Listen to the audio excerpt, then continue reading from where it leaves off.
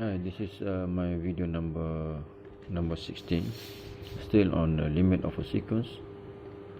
Limit of a sequence.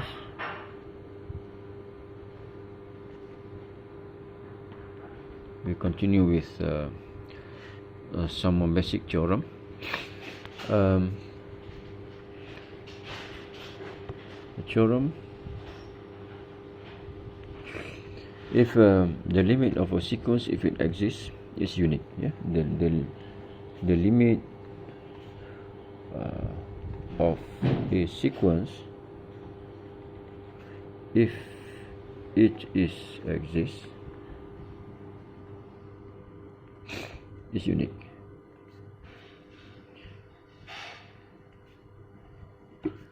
Okay, the limit of a sequence, if it exists, is unique.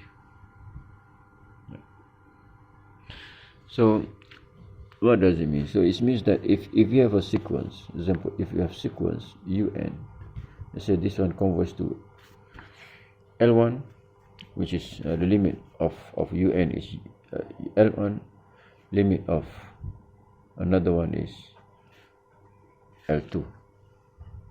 Okay, so I can write this, of course, a limit un n goes to infinity, this is L1. I can also write this limit of un n goes to infinity as a L2. But this theorem says that if the limit of sequence exists, it must be unique. So how to prove? We begin with this. Okay, we prove. Let's say we have the same sequence but tend to different limits. Yeah, different limits. Well, L1 different than L2. We try to prove by a contradiction. So by looking at this two limit with the same sequence, so we may have something like this. You may have something like this. So let's say this is our first limit, and this is our second limit. It's close, so it should be close. Okay, should be close. Let's say this is our L1. Let's say this is our L2. Yeah. So by definition of the limit, given any epsilon, we can find what is in this case N1, and in this case we can find L2, N2. Okay, this is our assumption with L1 different than L2. If L1 different than L2, yes, since L1 different than L2, so if you take the difference between this thing, L1 and L2, there must be some positive numbers bigger than epsilon, say. Okay, it must be the positive number bigger than epsilon, which is positive lah. In this case, we consider it's positive. Now, because L1, the different L1 and L2, if they are different, they are very small difference. So it should be very close together. So let's say those give some positive number. It's different than 0. Okay. Now from our assumption that the limit un is L1 and the limit un also L2. So from the first part there, and since we have un goes to L1, which means we have given any epsilon positive, there exists n1 positive in this case. Okay, for L1 we have n1 positive, such that the difference between un and L1 less than epsilon over 2. Okay, why we choose epsilon over 2? Because here we have two limit here, and we want to put it together. We want to show it's less than epsilon. We want to show those things should be less than. Now And also we have for all n greater than n1. Also we have un goes to L2. Okay, L2. Which means for every epsilon positive, there exists n2 positive such that un minus L2 less than epsilon over 2 for all n greater than n2. So what we can see from here, we have two capital N. First is n1, first is n2. For the same function, we're supposed to have only one n. By definition, we're supposed to have only one n. If you look at our diagram here, for all n greater than n1, for all n greater than n2. So we need to choose one n that satisfy both. So which means if I choose n maximum between these two, either that one or that one maximum, could be this one greater than that one, could be that one greater than that one. Okay, we choose one, the maximum between these two. So what happened is our n is somewhere there. So if this n1, we choose m and maximum between these two, then we choose whatever n after that. It must be bigger than n1 and n2. Okay, so that's a reason why. So now we choose, let's say, some number m, which is maximum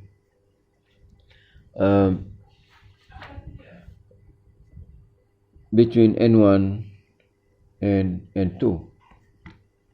Okay, maximum between n1 and n2. So this n1 and n2, I choose, let's say I choose n, just n. Okay, so therefore we have from our assumption that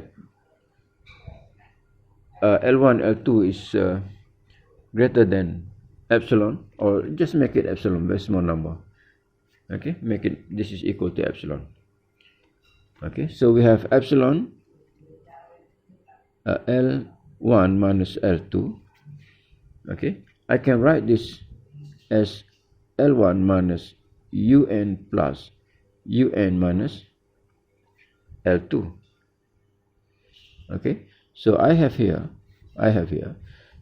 this is L1, or I can write this un minus L1 plus un minus L2, and this is less than un minus L1 plus un minus L2.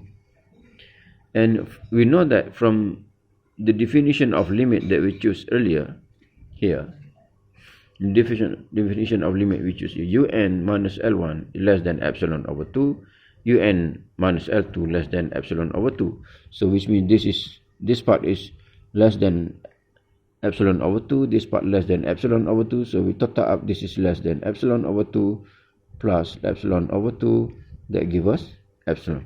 So if you can see from this inequality, on the left hand side we have epsilon. Okay, left hand side we have less than epsilon. On the right hand side we have also epsilon, and in between we have less than epsilon, which is not true. So this is contradict. Yeah, contradict from our definition that L1 L2, from our assumption, contradict from our assumption that L1 L2 are different, which make their difference give different than 0. So what happened here, we show is contradiction. So in other words, basically L1 must be equal to L2. Alright, so therefore the solution is unique. Unique means there's only one limit for each sequence, for each convergence sequence. Alright, I have example here. Let's say we consider this sequence 2n over n factorial. Okay, is this sequence unique? Is is converged?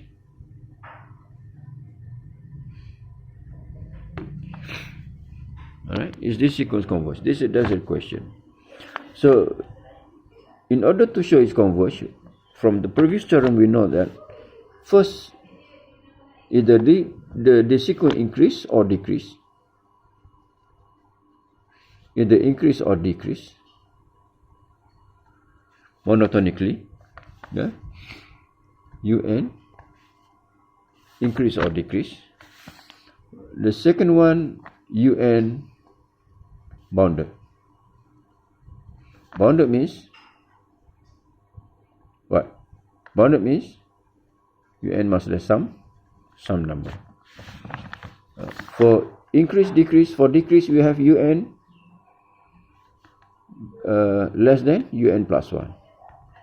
For decrease we have un greater than un plus 1. Correct? Yeah. So if our sequence satisfies these two conditions, first increasing or decreasing monotonically and bounded, if our sequence satisfies this condition, we have in the previous theorem, if these two, our sequence satisfies these two conditions, then which means our sequence converges to some value. Okay, we don't know what the value is.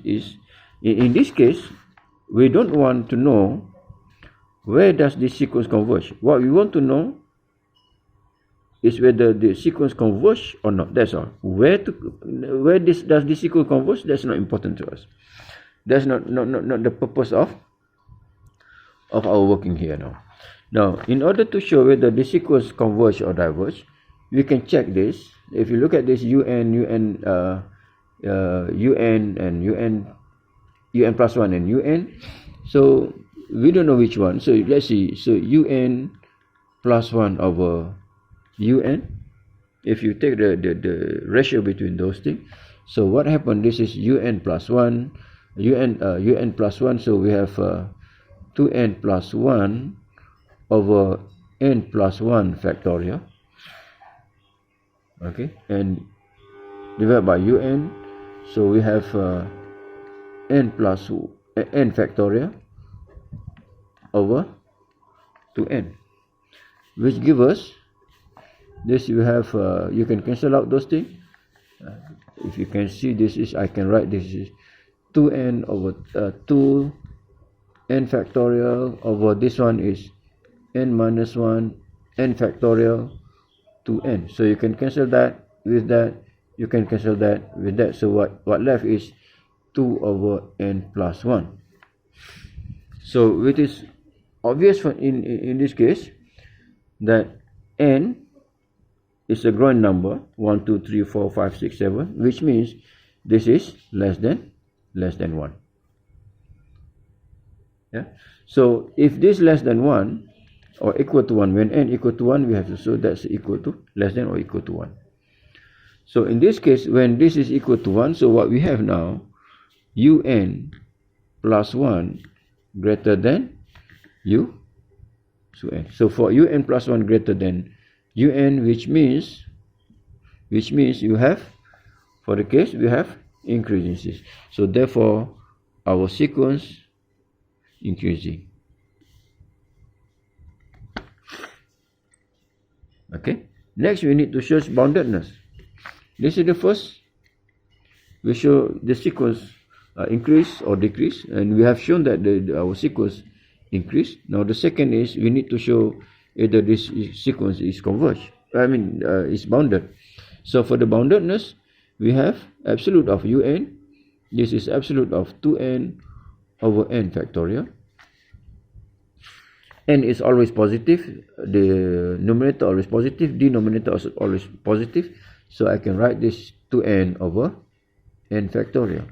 And definitely for 2n, this is less than or equal to n factorial over n factorial. Okay, so we can choose for certain, of course, up to certain n. For n, I think greater than 4. I think greater than 4, 5, and so on. So this is equal to 1. So from here we can see that the absolute of un less than some number m, which is 1. So therefore un, this un is our sequence given here. That's our un. So our un is bounded. So it satisfy both increasing monotonically and bounded. So therefore we come up to the conclusion that un is converged.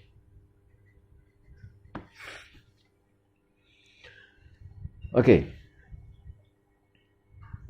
Now I'll give you another example where, for the case of we have undefinite form.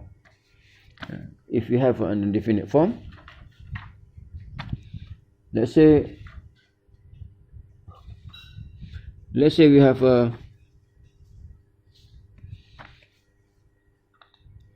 we want to determine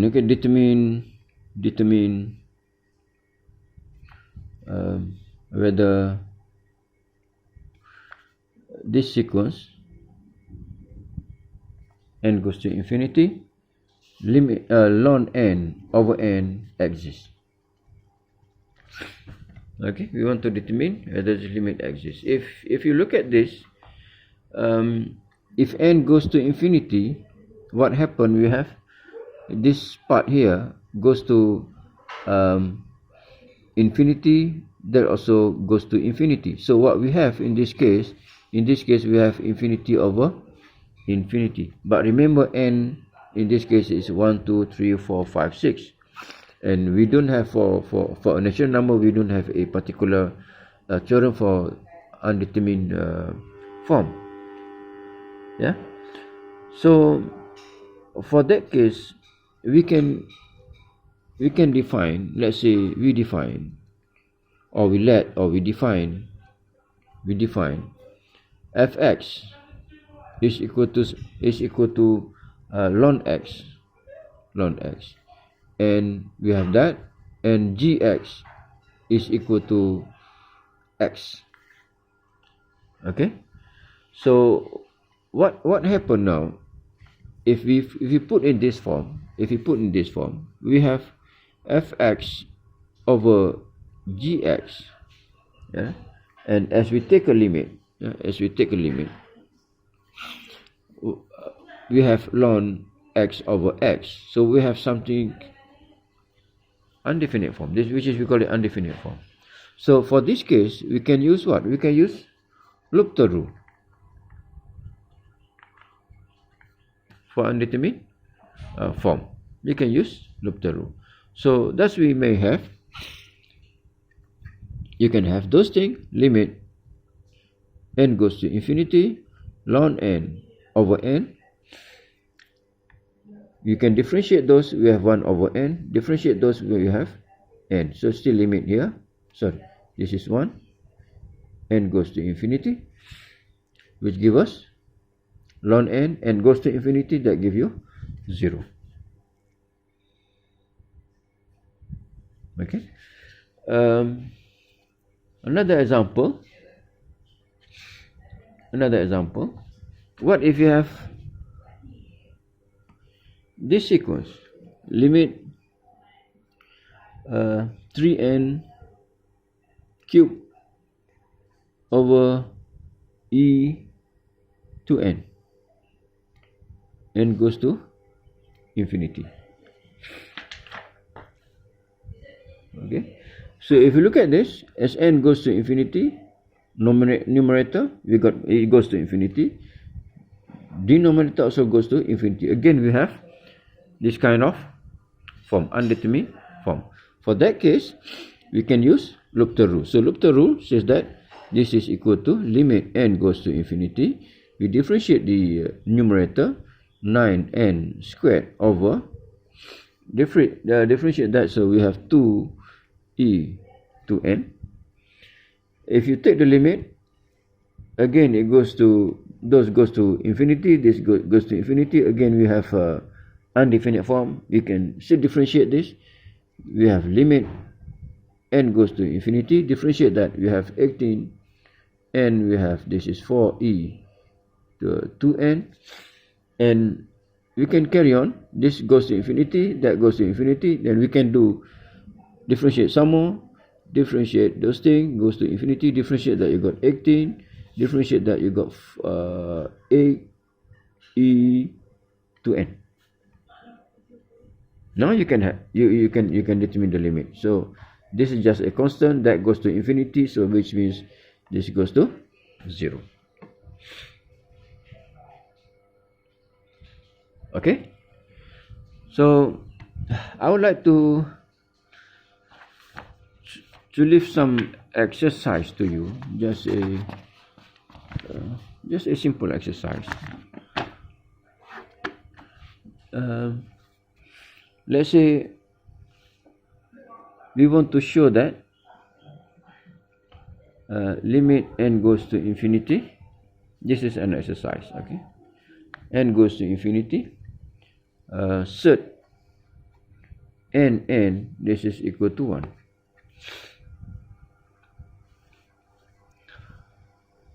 Okay, how do you do that? How do you do this?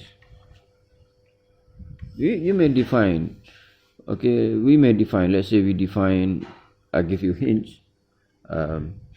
Let's say y equal to set n, y normally we refer to x, right? I can say x to x, so x 1 over x. Okay, then you can change n to x. You take ln for this, you have ln over y, that side you have 1 over x, ln x. Okay, so therefore you can change those to n. You take a limit, n goes to infinity, ln y, so we have this over limit n goes to infinity, 1 over n ln n. So you can determine those things, and then having done that, you take the anti-log, you can get that's equal to 1. So I think I stop there for this video. Thank you.